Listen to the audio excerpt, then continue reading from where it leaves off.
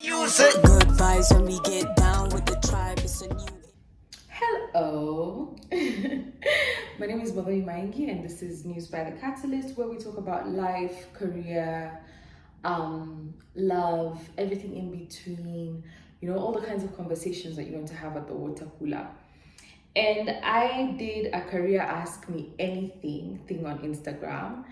And a lot of you sent me really, really good questions I needed to reflect on and think about before I got back to you or shared anything. And so here we are. Now, when it comes to advice, I look at advice as something that needs to offer you value, actually, because everybody's different. Everybody has a different experience. Everybody's different, dealing with different people, dealing with different dynamics, different experiences of life, levels of privilege, all of that. So when you listen to advice, or rather when you listen to this, take it with a pinch of salt, because we do not have the same lives, but also take it as, does this advice offer me value, right? So if it offers you value, then it's definitely something that you should listen to. But if it doesn't, that's also fair, by the way, right? And that's why you have, or rather, we're lucky, we live in an era where you can go in and access different people saying different things, and you also have your personal opinion, and you're able to actually formulate that and then take that on board to add value to your life. So that's just to set some context. Great, so we've set the context of how I take advice, or rather how I think people should take advice, which is that make sure that the advice that you take is something that can apply to your life, number one. Number two, understand that person is coming from a very different context, a very different reality from the reality you are living. And so therefore the advice they're giving you sometimes might not be useful.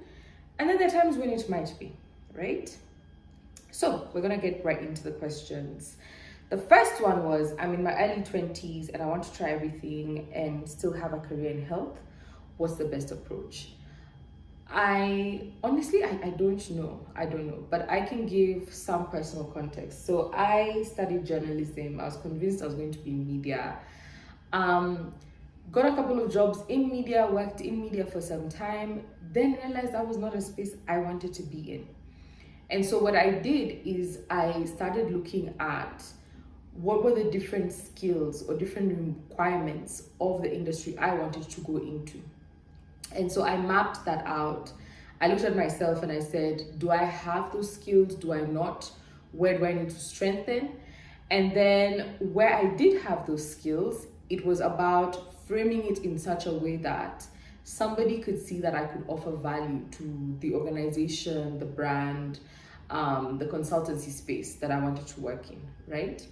So if you're looking at trying everything and you were trained or you're in a specific sector, it's really about looking at the sector you want to join, assessing yourself, right, quite objectively and bluntly, seeking honest and clear feedback on what you need to do to improve, and then using that to make sure that you do that.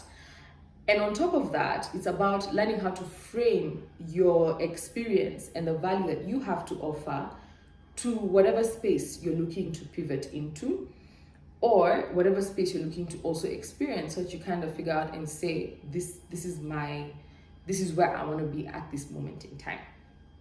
Second question, can one possibly manage up when C-suite bosses are the bottlenecks? Same person also asks, advice on calling BS out of senior executives. Should we even when they feel they own their space? Number three, what to do when commitments about improving the job situation by C-suite executives aren't executed? And last but not least, even after verbal commitments and follow-up on email, they're being ignored. Now, in this scenario, a lot of what happens in life is you have to look at certain things with old age adages. I think that's what they're called. Sometimes my English disappears. Right? If somebody has shown you who they are, you have to believe it. If your C-suite boss, because not all of them are like this, right? if your current C-suite, whoever is in that leadership position, that management position, is showing you who they are, they're going to ignore you. They're not going to take feedback back and reflect on that and actually change. They're going to be bottlenecks, right? They've shown you. So at this point in time, it's about sitting down with yourself and asking yourself, is this a space I want to be in? Is this an organization with leaders that I want to report in? And of course, that carries a lot of privilege, yes, to sit down and say, I don't want this anymore, and to therefore access other opportunities, right? But if you're looking at a career, because a career is a long time, a career starts at, say 20 for most people, ends at 65 or even 80 for some, right? You have to start asking yourself the very hard questions of, what is the space I want to be in? Am I in that space right now? If I am not, what do I need to do in order to get to the space that I want to be in? So I would say, if you're dealing with an environment where the C-suite level folks are, showing you who they are, then you need to remove the focus from them and actually put focus on yourself and say, I am not happy about this situation, and so therefore I need to think about how I can do XYZ while still earning that salary. Yes, because salaries are great. While still earning that salary, and figure out where next you need to be and what you need to do in order to get there. So that's my response in terms of this. And again, as I said, it does take a lot of figuring out yourself, figuring out what you need to do to get out of a certain situation, but also being very aware that you don't necessarily have the privilege to just quit and move on, right? So you have to do it strategically. You have to think. You have to say, this is where I want to go. This is what I need to do in order to get there.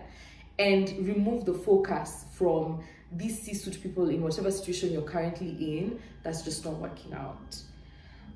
Tips for dealing with insubordinate team members. Tell us how to deal with saboteurs, supervisors, and hating us colleagues. They're all women, right?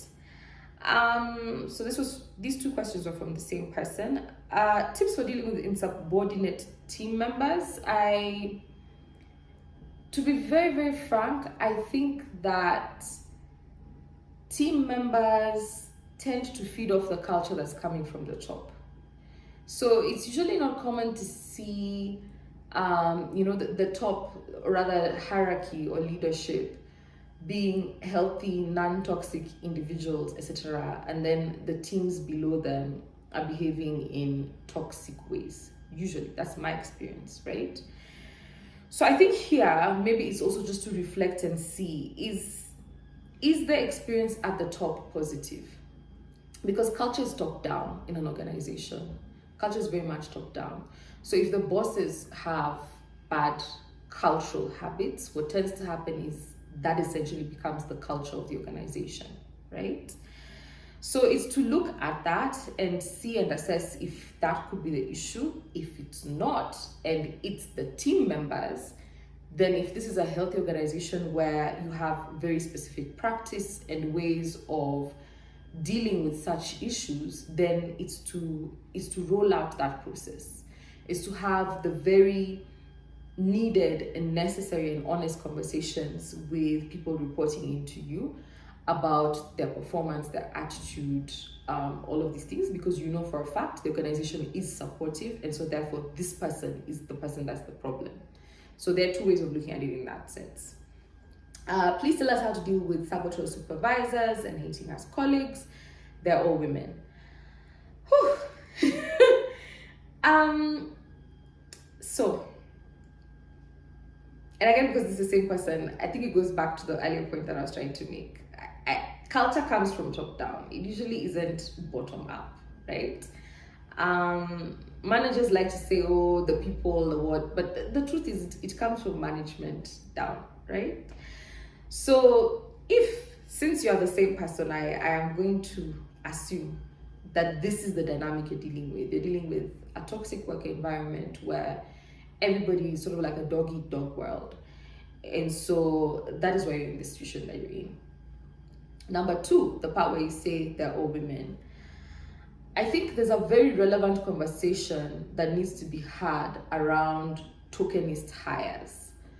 The reality is, if you're looking at the figures and everything else, many women are not actually in leadership or in decision-making roles, right?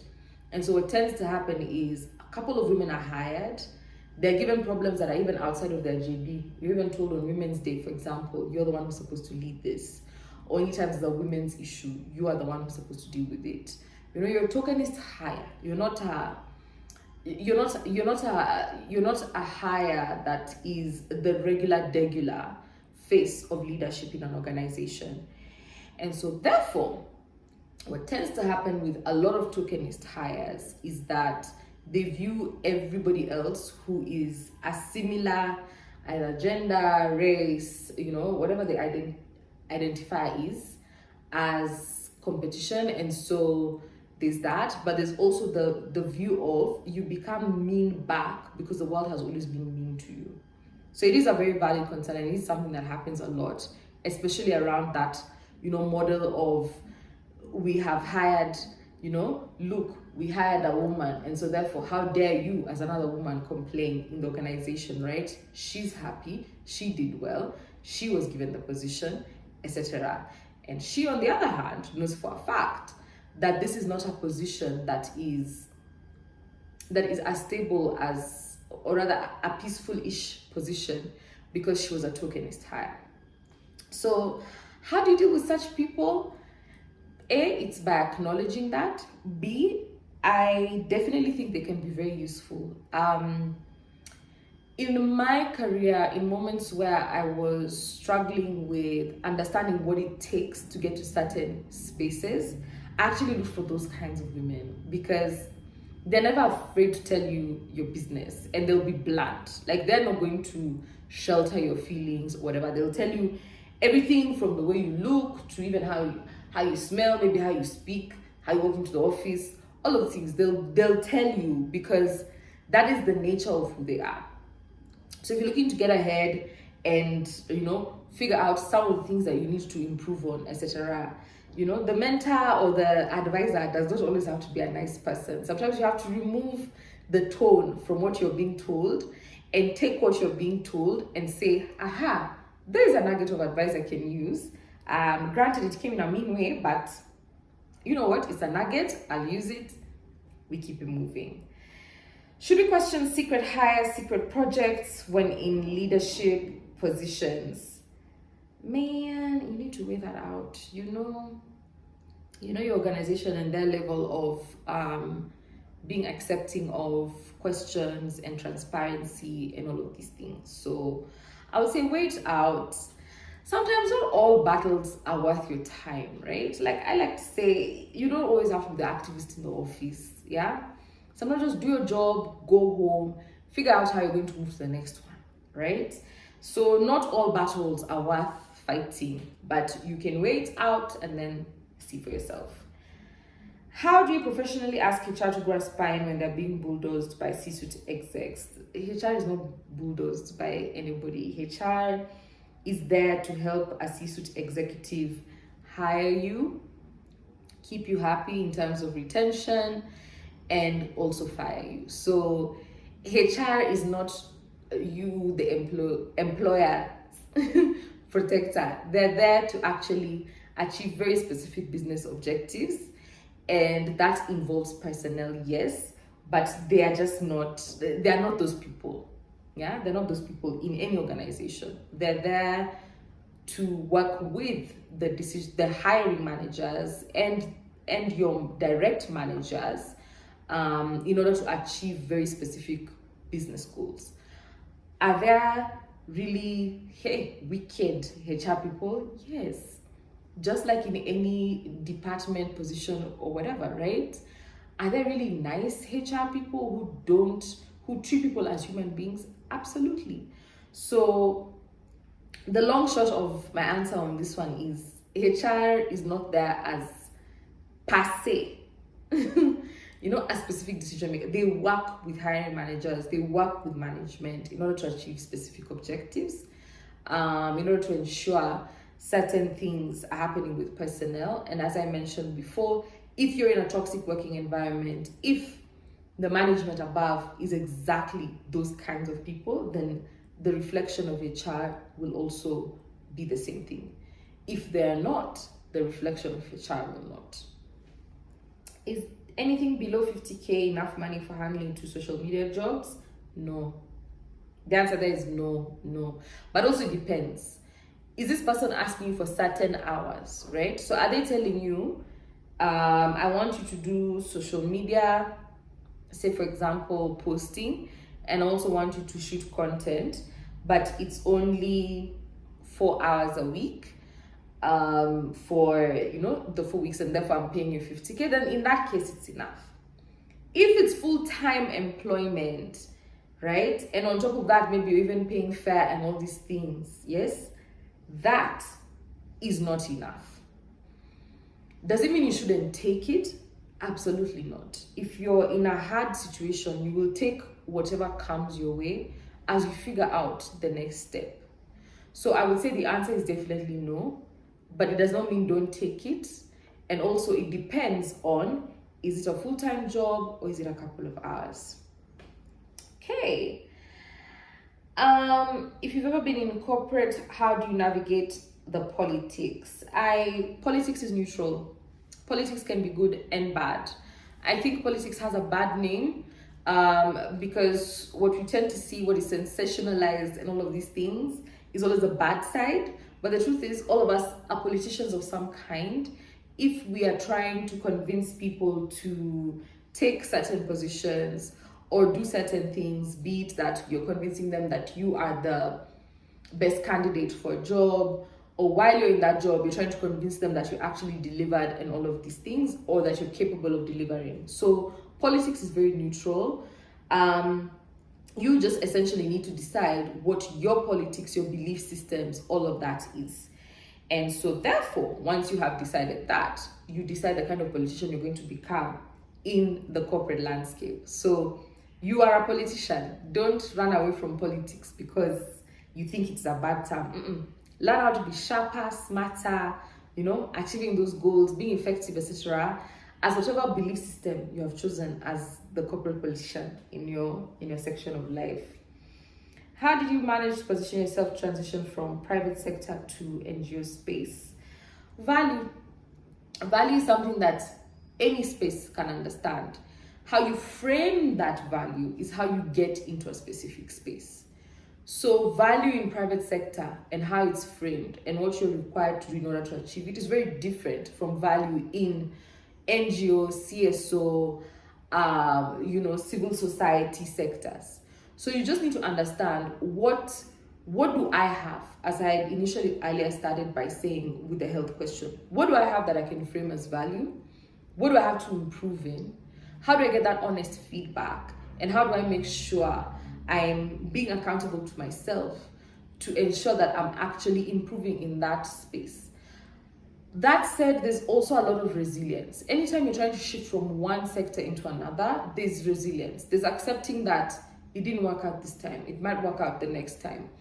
And just really pushing yourself and ensuring that you're constantly saying, this is a space I want to go into, and so therefore I'm going to learn, I'm going to pivot, I'm going to figure out how to share value, what value means in that sector, and also being sure that once you get that role, that you'll actually be able to do it. Because sometimes it's two completely different sectors, organizations, etc. And so therefore, you need to assure yourself before anybody assures you that you'll be able to actually deliver, right? How do you navigate the corporate world, C-suite level as an introvert, chill person? I am very introverted. Nobody ever believes me, but I'm very introverted. What I learned early on is to tease myself out of my comfort zone and have interesting conversations with interesting people. Number one, people I find fascinating, I'll be like, let me figure out how to have a conversation with them. What I was lucky on is that because I started working and really having an actual career in the era of digital, right? And so I was able to do it comfortably as an introvert by, when I was younger, sharing my ideas, engaging with people, going to certain forums, making sure I was at spaces that I have, and all these things, right? And that allowed me the safety of not always having to be around people through using digital channels. So if you're able to do that, then definitely do that.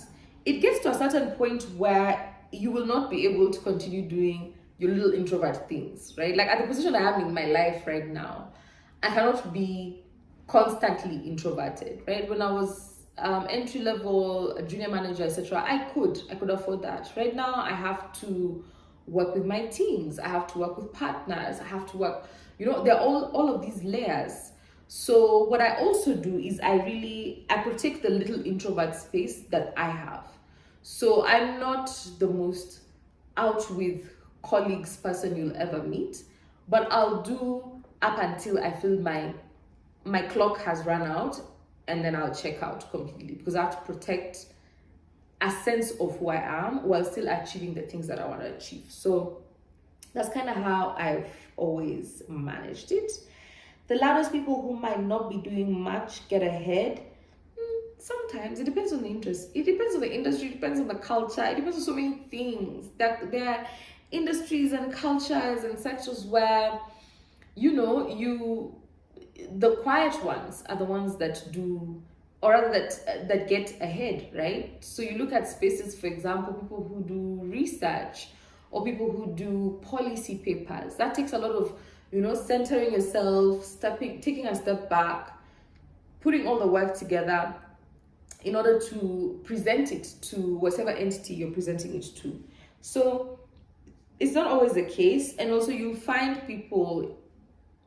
find people that you need to find. Don't be too afraid of being introverted. Don't be too afraid of not being the loudest person in the room. There are people who are happy to still listen to you, to still call you out and say, hey, I wanted to hear what you had to say, but I noticed in the meeting you're a little bit quiet. Please, can you tell me ABCD? So that's possible. What have you learned over the years where you have worked, and perhaps you can share your education levels? I have an undergraduate degree and a postgraduate diploma in digital marketing. I'm not the most formally educated person you'll ever meet. I am not. I am literally your school of hard knocks, babe. Have you ever resigned from a toxic workplace? Yes, I have. And I did it. I was so angry. I did it in the middle of the night, at a cyber cafe. And then I sent them a little message on my Ideos phone. Yeah, as we're old, remember what Ideos was? Yeah, I was so mad. But also, as I said before, I resigned when I knew I had another job offer, right? So I didn't care. I think we also have to be very aware of the different levels of privilege and opportunity that you have. So sometimes people just have to be in those toxic workplaces because, you need to pay the rent, you need to eat, you need to do all of these things. So while you're there dealing with it, yes, what I used to do is play gospel because I couldn't even afford therapy. But the beauty of playing gospel, especially like that evangelical type of gospel, yes, that's constantly telling you God is going to stamp on your enemy, yeah, all those things. So in a particular motivation, and it gives you a little bit of motivation. You're like, what, I can deal with today. I can deal with this hour. I can deal with this week. I can deal with having to power through this weekend, yes. And then immediately I have another opportunity. I am quitting, and in the most dramatic way possible, if you're like me. Advice for someone who wants to pivot, especially at 35 plus, starting over, etc. As I said earlier, make sure that you are learning what you need to learn, understanding the space that you want to go into, how you can offer value there, and also learn how to frame what you have to offer, the value you can give an organization. Figure out how to frame it in a way that organization would appreciate or accept, and then take your shot and keep taking it and persevering until it works out. I'm 25. The only experience I have in sales Even drafting a CV is hard. I want to get into NGO. Absolutely nothing wrong with that. All of us keep learning how to draft CVs and how to apply for different jobs. I'm not afraid of failure. And I think a lot of us need to stop being afraid of failing. It's very normal to fail. There are jobs and organizations I applied for over and over and over again, and I would fail and fail and fail. But with each failure, I was actually a step further into getting to the space and understanding the space I wanted to get into. So keep practicing. Write your CV, apply. Maybe sometimes it doesn't even go through. You don't even get the interview. Sometimes you even get the interview. You learn something from that interview process. You understand from the questions they're asking you, maybe this is how I need to tweak my CV for the next application, right? You do that again. This time, not only do you pass one interview, you actually pass maybe 3. Maybe you're even one of the last few candidates, right? You keep refining, you keep trying, you keep doing it. Failure is not always a definitive no. Sometimes it is try again, right? Sometimes it is tweak yourself, right? So it's not always a no, and it doesn't mean that you shouldn't keep trying, keep tweaking, keep improving. That's definitely something you should do. How do you move up vertically in your career? This horizontal one is making me feel used. I think there's a lot to be said in terms of working horizontally and learning from other colleagues that come from other departments in order to bolster up your knowledge and say, based on my experience and what I'm able to offer, I can do this. But also based on the work that I have done with different people in different departments, etc., this is what I've learned, and this is therefore what I think we should be doing, or rather I could offer to your organization, considering that there are similar people or rather similar dynamics that I will have to work through. As you go up in your career, it less and less becomes about the work with you and your team. It increasingly becomes the work with you and other stakeholders, right? And so if you've been good at working horizontally, you're also able to be good at working upwards. So it's really, really, really about framing.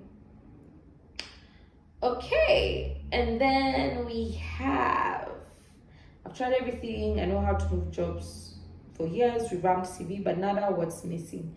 Again, as I said, failure is not always a no. Failure is about, you keep trying, you keep going, you try again, you learn something new from the process in which you are in, and you keep going. I think one of the hardest things about a career and everything else is that it feels so personal. It feels like it's your self-esteem that's being attacked. And so therefore, once you deal with that emotion of, is it that I am not good enough, right? You deal with it and you say, actually, I am good enough, because I'm good enough to keep trying, and I'm good enough to keep learning, and I'm good enough to keep, making sure that I'm getting the right experiences in order to get the thing that I want, right? So I would look at it in that way. Okay, a lot of these questions are very similar, so I'm going to move up. How to negotiate better. I have this thing that I do a lot when I'm negotiating for money or a salary. I like to ask men in my life in specific positions that are similar what they would ask for, and then I add 25% on top, right? Because that allows me, even if they're going to negotiate it, right, I'm like, I'll still land in a higher kind of percentile situation, right? So that's one way of looking at it. The other way of looking at it is making sure that you understand what people are paid in that specific industry. It's very difficult to do that because most people don't like to divulge that kind of information. However, increasingly, it has become something that a lot of HR departments and leadership in management have started to do, because it allows you, A, to attract talent, but B, it allows for a lot more transparency and healthier working culture if people understand what is being offered at a certain band or a certain level, and how you should be paid based on that. but you don't always have to be paid in a band. I promise you this. Yes, sometimes because they really, really want to, they will even pay above band, but it's usually not that high, right? So A, ask a man. B, make sure that you understand what's being paid at that band. C, definitely increase it by 25% in order to, in case they negotiate, then that can work out. D, which is a possible scenario as well, they'll just tell you they can't afford you, right? And so you have to deal with that understanding and repercussion of saying, okay, I tried my best in terms of the negotiations. They've said they can't afford me. Am I comfortable with receiving what they are able to afford to share, to sort of pay me, right? And if you're not, then you just say no. Yeah. How to renegotiate your salary once you've joined a company and notice the work that you do. This is something I personally do not have much experience in. I know that people who are very good at doing that.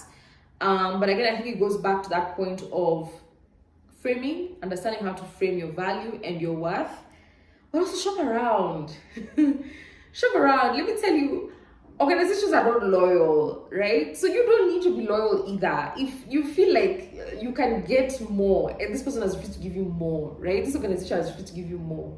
Cheers. You need to be shopping around. Shop around, shop around. Now that's my thing, right? Like once it gets to a point where I'm just seeing this organization, they're not, I'm just like, at this point in time, I need to be shopping around. So shop around.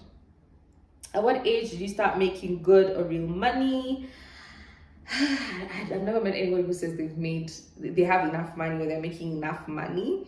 That said, I will say, in terms of, living that brokey life, because all the time I was broke.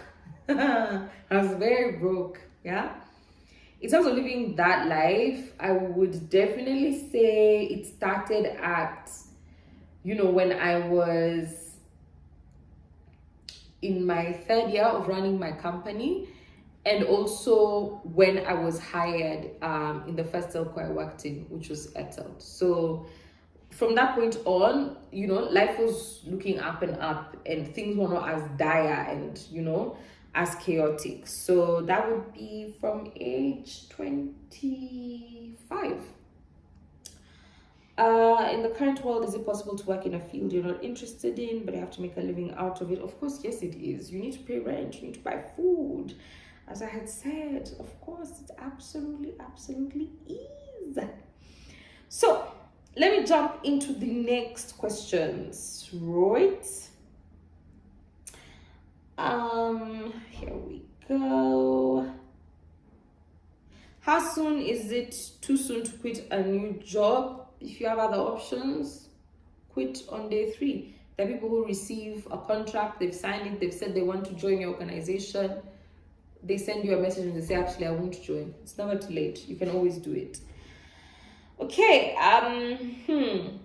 what else is there? I would love to move to South. Should I move to Southeast Asia for a $900 increase a month? You need to assess for yourself whether this is a place you feel that you will be psychologically, mentally happy in living in and working in, all of that. But also if this is a game changer for you, maybe not on the money side, but maybe in terms of being able to come back and say, I worked in this space, and so therefore I have experience that somebody else doesn't have. So that's kind of how I would weigh it. Okay. Any tips for effective onboarding of junior hires so they have freedom to think for themselves and, hand holding them?